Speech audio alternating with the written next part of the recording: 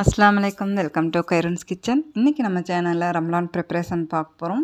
பேரிச்சம்பழத்துலேருந்து start பண்ணலாம். பேரிச்சம்பழத்தை தண்ணி விட்டு அலசி எடுத்துகிட்டு உள்ளே இருக்கிற சீடு எடுத்துகிட்டு இந்த பேரிச்சம்பழத்தை ஒன்றும் பாதியமாக கட் பண்ணி எடுத்துக்க போகிறேன். ஏன்னா பேரிச்சம்பழத்தை நம்ம ஒரு தடவை தண்ணியில் அலசி எடுத்துட்டோம் அப்படின்னா மேலே இருக்கிற ஏதாவது ஒரு சின்ன தூசியும் கூட இருக்கும் இல்லையா, அப்போ நம்மளுக்கு அது சுத்தமாக இருக்கும்.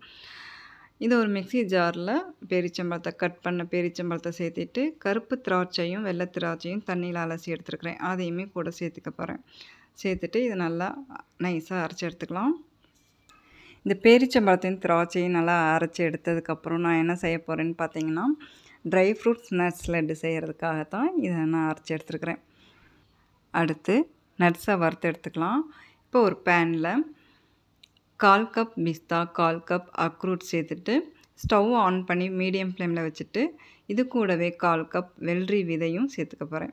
சேர்த்துட்டு ஒரு நிமிஷம் போல் இதை ட்ரை ரோஸ்ட் பண்ணி எடுத்துக்கலாம். இந்த நட்ஸு தான் போடணுன்னு இல்லை, நம்மளுக்கு எந்த நட்ஸு விருப்பமோ அந்த நட்ஸ் நம்ம போட்டு வறுத்து பவுட்ரு பண்ணி நல்லா குறைன்னு பவுட்ரு பண்ணி மிக்ஸி ஜாரில் பவுட்ரு பண்ணி எடுத்துக்க போகிறேன். இந்த மாதிரி குறப்பாக பவுட்ரு பண்ணதுக்கப்புறம் அதே பேனில் நம்ம அரைச்ச உலர்ந்த திராட்சை பேரிச்சம்பழம் அரைச்சதை சேர்த்துட்டு ஸ்டவ் ஆன் பண்ணி ஹை ஃப்ளேமில் வச்சு கை எடுக்காமல் கிளறணும். நல்லா கிளறி விடணும். லேகிய பதத்துக்கு வர வரைக்கும் கிளறி விடணும். 5 நிமிஷத்துக்கு அப்புறம் ஸ்டவ்வை ஆஃப் பண்ணிவிட்டு பவுட்ரு பண்ணி எடுத்து வச்சுருக்குறோம் இல்லையா நட்ஸு, அதை சேர்த்துக்க போகிறேன். நட்ஸு பவுட்ரை சேர்த்துட்டு இந்த பேரிச்சம்பழமும் உலர்ந்த திராட்சையும் அந்த நட்ஸும் நல்லா மிக்ஸ் பண்ணி விடணும். செம்மையாக இருக்குங்க. நீங்களும் ட்ரை பண்ணி பாருங்கள். ட்ரை ஃப்ரூட் நட்ஸ் லட்ஸ் அவ்வளோ அமிர்தமாக இருந்தது, அவ்வளோ தித்திப்பாக இருந்ததுங்க இந்த நட்ஸ் லட்டு. நீங்களும் ட்ரை பண்ணி பாருங்கள், ரொம்ப நல்லாயிருக்கும். இப்போ ஒரு பவுலில் எடுத்து வச்சுக்கலாம். குட்டி குட்டி பால் ஷேப்பில் நான் திரட்டி எடுத்துக்க போகிறேன். ஆயிலோ நெய்யோ இதில் நான் கையில் தடவலை. பெரியவங்கலேருந்து சின்னவங்க வரைக்கும் இதை சாப்பிட்லாம் தைரியமாக. இதில் நம்ம ஆயிலோ நெய்யோ சர்க்கரையோ எதுவுமே நம்ம சேர்த்துக்கல இல்லைங்களா. சஹர் சாப்பாடு சாப்பிட்டதுக்கப்புறம் இதிலேருந்து ஒரு லட்டு எடுத்து சாப்பிட்லாம். என்ன தான் நம்ம பக்குவமாக செஞ்சுருந்தாலும் 1 வீக் 10 டேஸ் அந்த மாதிரி வச்சு சாப்பிட்ணும். அப்படிங்கும்போது ஃப்ரிட்ஜில் வைக்கிறது தான் சேஃப் இல்லைங்களா. நீங்கள் பார்த்துட்ருக்குற இந்த video Ramzan preparation part 1. Part 2 சீக்கிரமே நான் போஸ்ட் பண்ணுறேன். ரம்லான் நெருங்கிட்டு வந்துட்டுருக்கு இல்லைங்களா. அடுத்து இஞ்சி பூண்டு அரைக்கிறக்காக இஞ்சி க்ளீன் பண்ணிகிட்ருக்கும்போது இது பார்த்தோன்னே டக்குன்னு வீடியோ எடுக்கணும்னு தோணுச்சு. கொண்டக்குருவி மாதிரி இருக்குது பாருங்கள், அழகாக இருக்குது.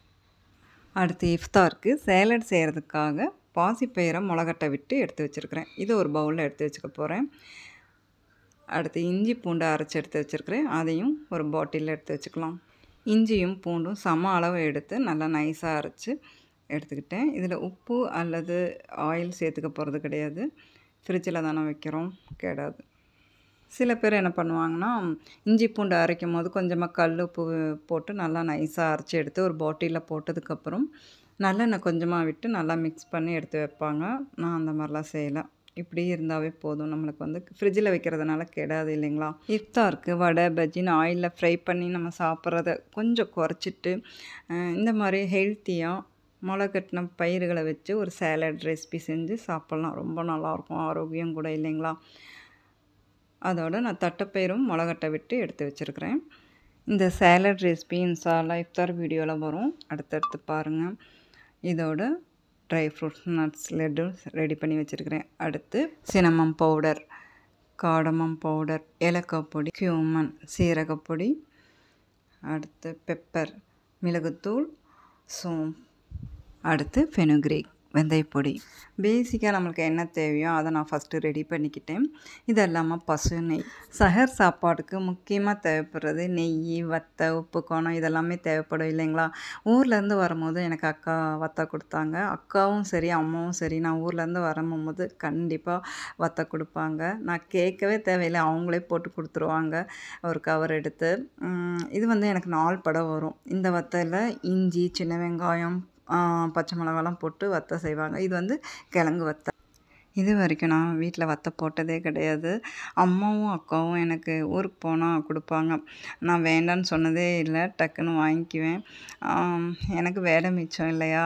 இப்போ அக்கா இந்த தடவை எனக்கு கவரில் அதே மாதிரி போட்டு கொடுத்தாங்க, வாங்கிட்டு வந்தேன்.